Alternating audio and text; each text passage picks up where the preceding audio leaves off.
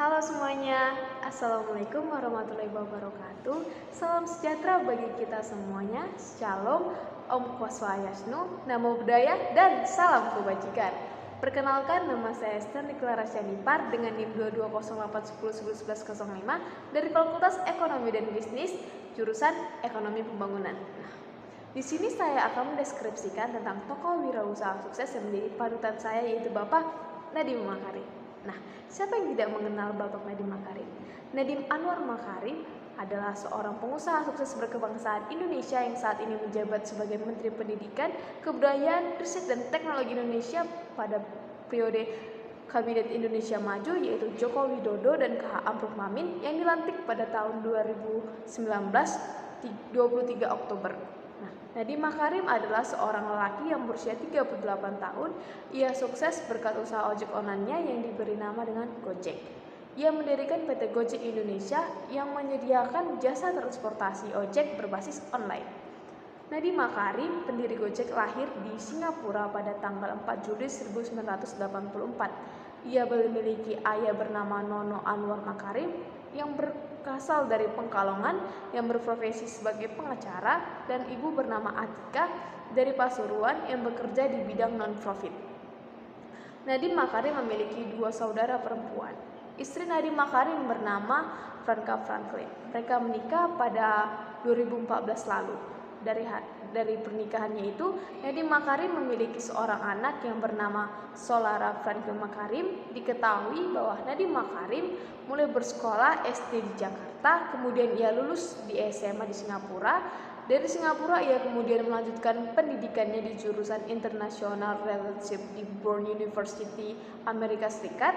Ia juga melanjutkan studinya di Harvard Business School, Harvard University, dan lulus dengan menyandang gelar MBA, yaitu Master Business of Administration. Nadiem Makarim pernah bekerja di sebuah perusahaan konsultan ternama di Jakarta dan menghabiskan waktunya selama 3 tahun bekerja di sana. Diketahui pula ia pernah bekerja sebagai CEO founder dan managing editor di Zalora Indonesia, kemudian menjadi Chief Innovation Officer Kartuku. Resign dari Zalora, kemudian ia mendirikan Gojek. Berbekal banyak pengalaman selama bekerja, Nadiem Makarim kemudian memberanikan diri untuk berhenti dari pekerjaannya dan mendirikan perusahaan Gojek pada tahun 2011. Saya tidak betah bekerja di perusahaan orang lain. Saya ingin mengontrol takdir saya sendiri, by Nadiem Makarim. Itu adalah alasan sederhana yang membuat Nadiem Makarim mencoba untuk merintis perusahaannya sendiri yang kemudian dikenal dengan nama Gojek. Berbekal pengalaman serta kerja keras dan memiliki jiwa kepemimpinannya, ide bisnis transportasi Gojek sendiri berasal dari pemikiran Nadiem ketika ia berdiskusi dengan tukang ojek langganannya. Nadiem Makarim jarang menggunakan mobil pribadinya karena mobilitasnya yang tinggi.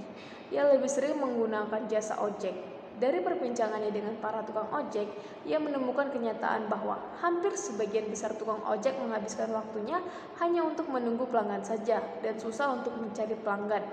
Di sisi lain, kemacetan Jakarta makin buruk. Maka dibutuhkan sebuah layanan transportasi yang cepat serta pengiriman yang cepat untuk membantu warga yang ada di Jakarta. Awal berdirinya Gojek yaitu pada tahun 2011, Gojek sebagai perusahaan resmi didirikan oleh Nadiem Makarim yang kemudian menjabat sebagai CEO Gojek. Awal berdirinya Gojek, Nadiem mempunyai 20 driver Gojek dan sistem yang ditawarkan yakni via telepon call center, di mana pelanggan menghubungi langsung call center untuk mendapatkan driver terdekat. Pada waktu itu, jumlah karyawan Gojek masih sangat terbatas dan drivernya pun juga masih sangat terbatas. Namun, keyakinan dari Nadiem Makarim akan perusahaannya membuat Gojek bisa bertahan hingga melaju pesat beberapa tahun berikutnya. Layanan Gojek menawarkan kemudahan serta kecepatan dengan bekerja sama dengan para tukang ojek di bawah naungan perusahaan Gojek. Layanan Gojek Nadiem Makarim menawarkan jasa pengantaran barang dan makanan, transportasi, serta jasa berbelanja. Gojek semakin berkembang setelah pada tahun 2014 mendapatkan suntikan dana dari perusahaan investasi asal Singapura, yaitu Nostar Group. Perkembangan positif perusahaan membuat perusahaan ojek milik Nadiem Makarim tersebut juga mendapat suntikan dana pada tahun yang sama dari dua perusahaan yakni Redmart Limited dan James Printing. Kemudian, nama Gojek semakin terkenal pada tahun 2015 ketika merilis aplikasi mobilnya. sehingga makin banyak menarik minat pelanggan baru yang menggunakan jasanya. Nadiem Makarim sendiri benar-benar memanfaatkan perkembangan teknologi untuk kemudahan pelanggan menggunakan jasa Gojeknya. Para pelanggan Gojek dapat menggunakan aplikasi melalui smartphone mereka untuk memesan layanan Gojek. Selain itu, tarif dari Gojek didasarkan pada jarak tempuh dan pembayarannya dapat menggunakan kredit atau e-wallet. Nadiem Makarim melakukan segala inovasi sehingga bisnisnya kemudian banyak diliput oleh media sebagai perusahaan yang merevolusi transportasi ojek.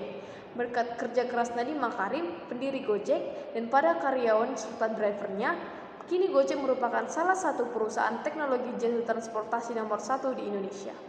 Perusahaan Gojek kini melayani lebih dari 50 kota di Indonesia dan memiliki lebih dari 300 driver yang tersebar di Indonesia.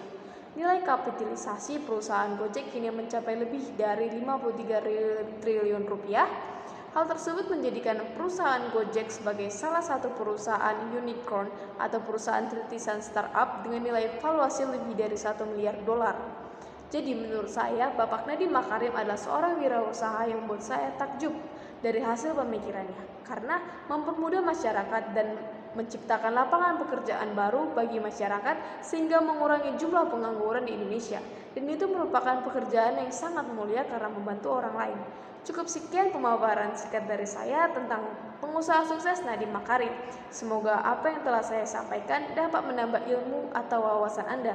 Jika terdapat salah kata atau pengucapan, saya mohon maaf. Sekian dan terima kasih. Sampai jumpa.